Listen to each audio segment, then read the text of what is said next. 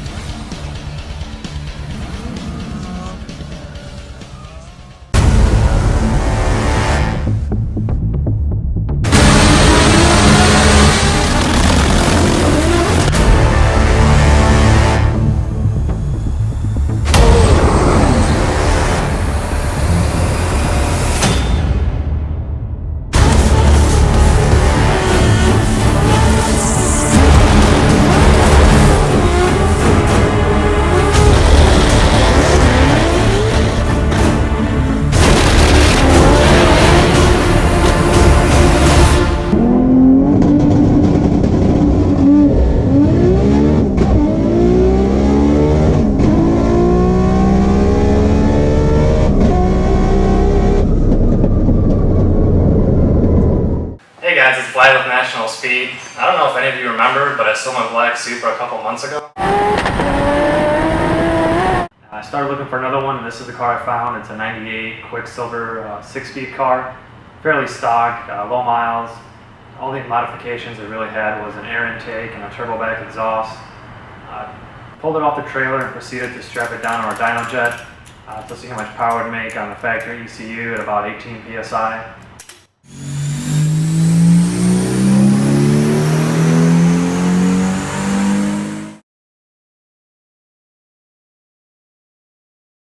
Shortly after that, I ditched the factory ECU and airflow meter, and I got an AEM Infinity 8 with the plug-and-play harness, all the sensors.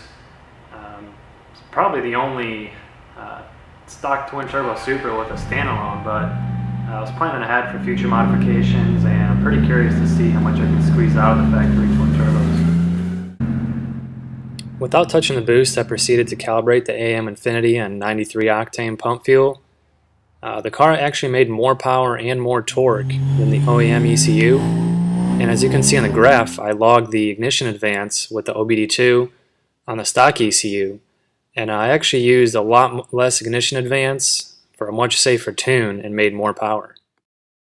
I turned it up just one more PSI and managed to make a safe 444 horsepower and 451 foot-pounds of torque.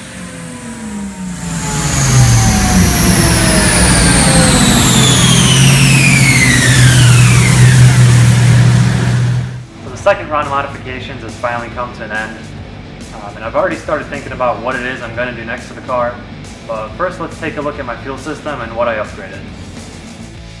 I went with Injector Dynamics 1000cc injectors, RMR fuel rail, and an AEM fuel pressure regulator. The GM Flex fuel sensor also got installed and wired in.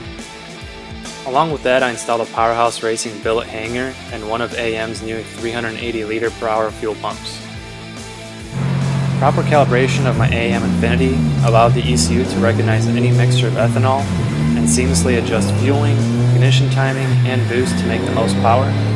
As you can see in the bottom right corner, the first pull I did was with 17% ethanol.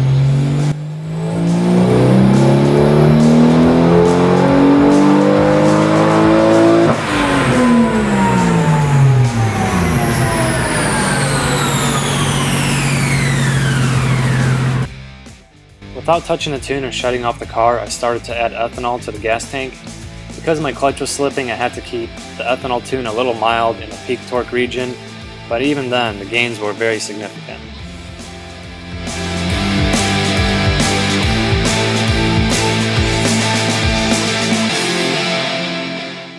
After allowing a little time for the fuel to mix, I did another pull with the higher ethanol content.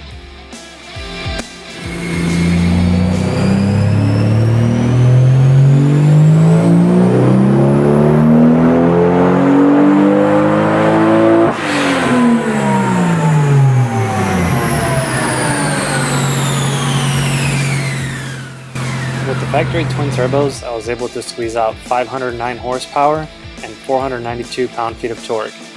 Would have easily been over 500 pound-feet if it wasn't for my clutch. After the new clutch was installed, the car went back to the dyno to get some accurate numbers.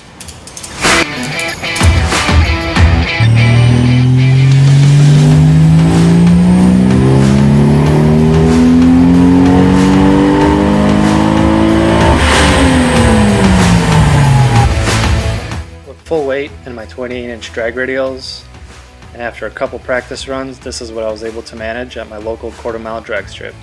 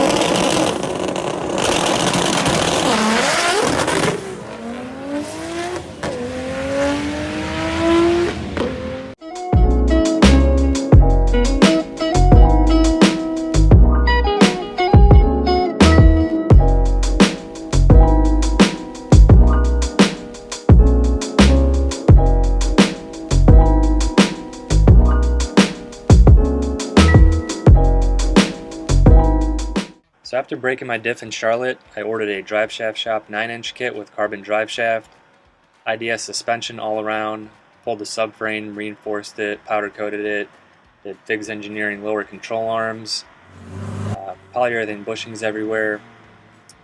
In the engine, nothing much has changed. I added a powerhouse catch can, ABS delete, line lock, and headed to one of our local drag strips, Darlington, for a Friday night test and tune.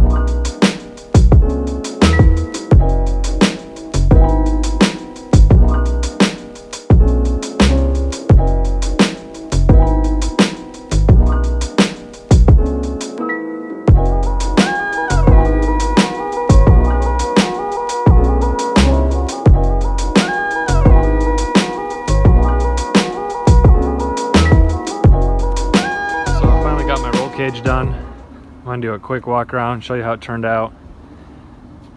So I got removable door bars, front bars go through the tweeters, came out really nice and clean. I did a black brush on Rust-Oleum paint and wrapped a bunch of it in this carbon to make sure I don't scuff it up. Tillet racing seat, love the way that looks and feels. Not sure about an 8-hour drive, but for what I'm doing, it's awesome. Got my chute handle mounted. There's the back bars. Titan Motorsports bolt-on chute mount, Stroud parachute.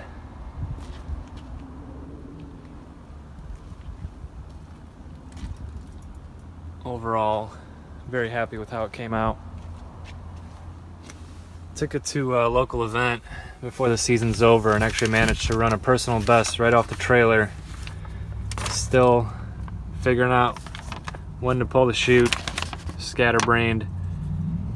849 at 170 with a 138 60 foot. It was pretty chilly. Once the sun went down, the track wasn't as sticky, but I did manage a 131 60 foot. I had to let out that pass. There's a little stick shift class I went in. Got this bad boy. Awesome looking trophy. A little bit of cash, thanks to Fayetteville Motorsports Park. Ran the car just like this, still has the numbers on it. I don't know if you call this full weight or what, but still drive this on the street if I wanted to. But go ahead and watch the videos and enjoy.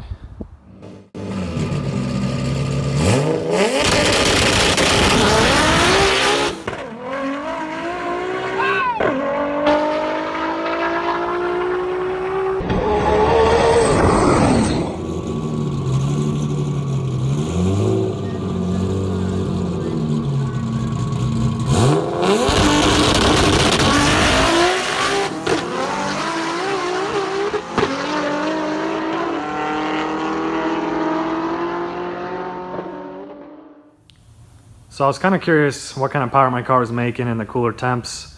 with a new intercooler and not being 100 degrees in this dyno room. So for those curious to see what kind of power it takes to run mid-8s at 170 miles an hour, we're about to get a pretty good idea. It's about 55, 60 degrees outside, 58 in the dyno room. So this will be the last dyno session before the Precision 86, 85 goes on. I'll have to find out what it does.